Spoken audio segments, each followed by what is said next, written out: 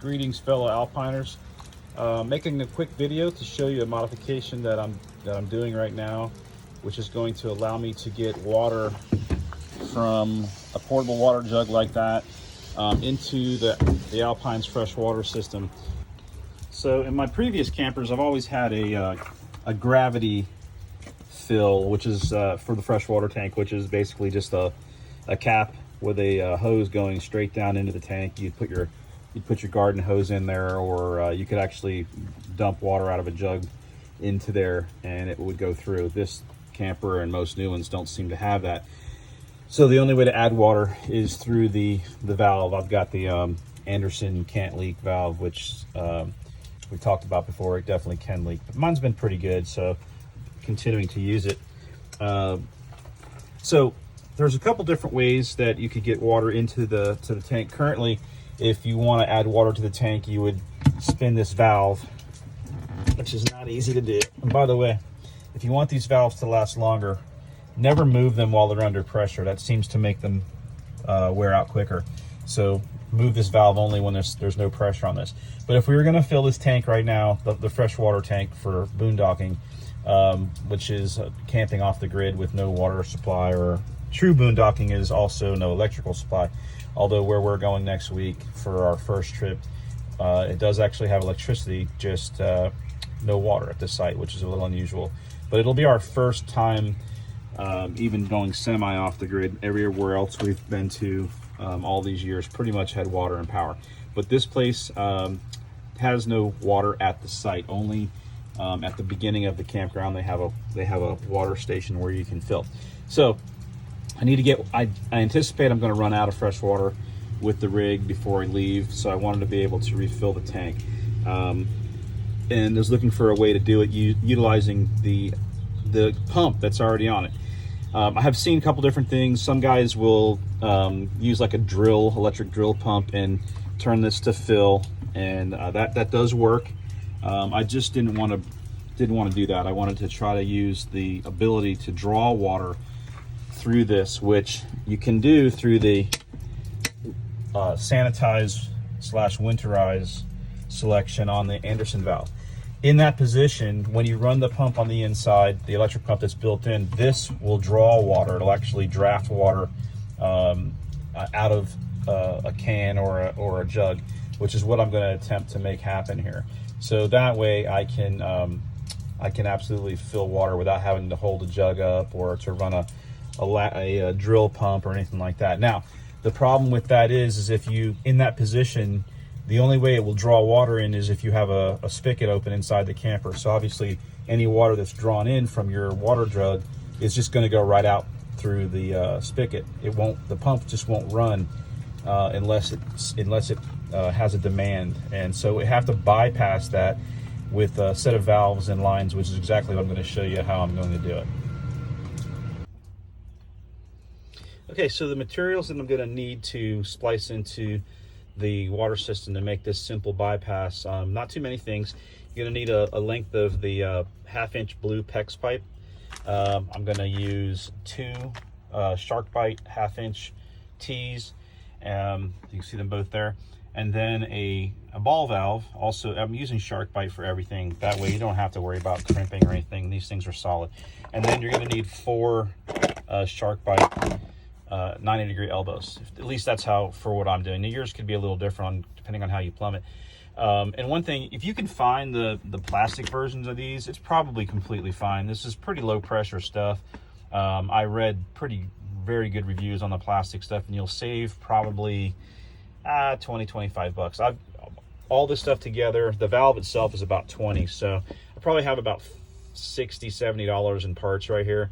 So it's not exactly the cheapest thing to do, but I really think this is going to add a bit of flexibility on how I can get water if we start, because we'd like to start doing a little bit more stuff off the grid, and this has always been one little bit of a concern for me. So we'll see how well this works.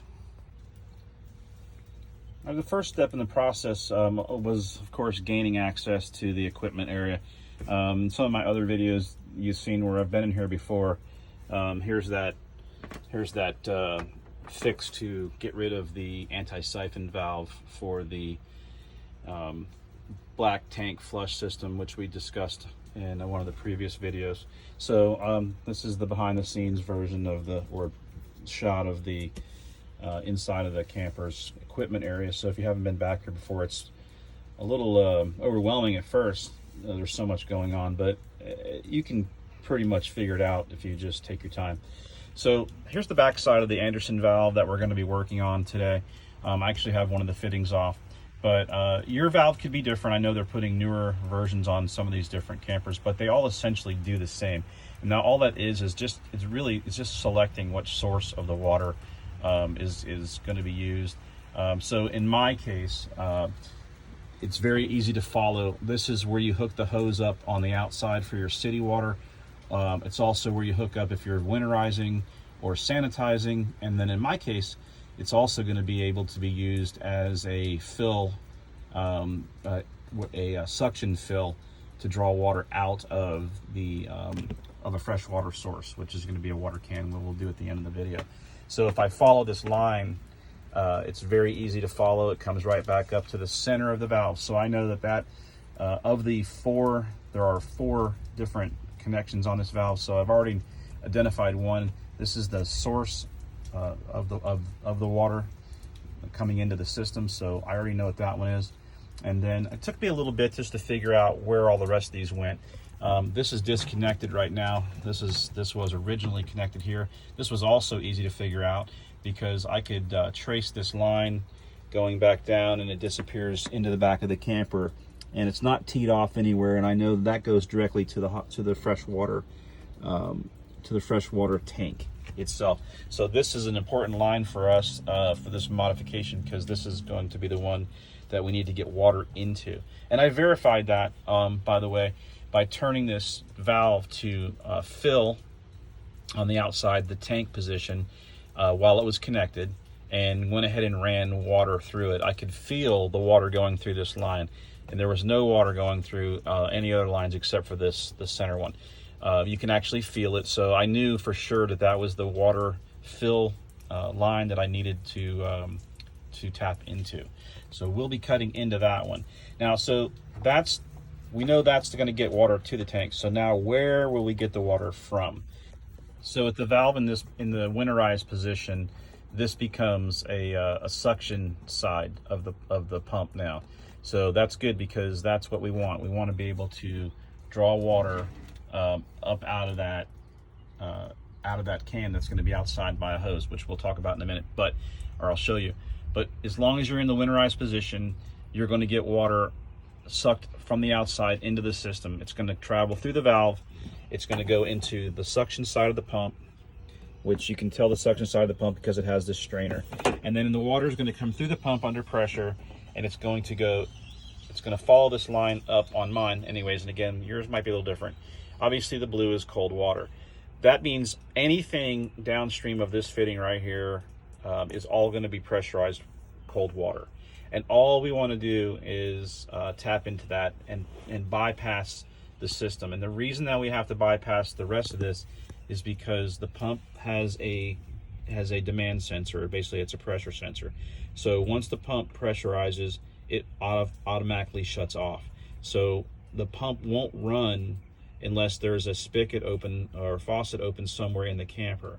As soon as those are closed, it pumps it up to its predetermined pressure, and then this pump shuts down automatically. Well, that's not going to work for us with the modification that we're doing. So I'm going to have to bypass that. So what we'll do is this.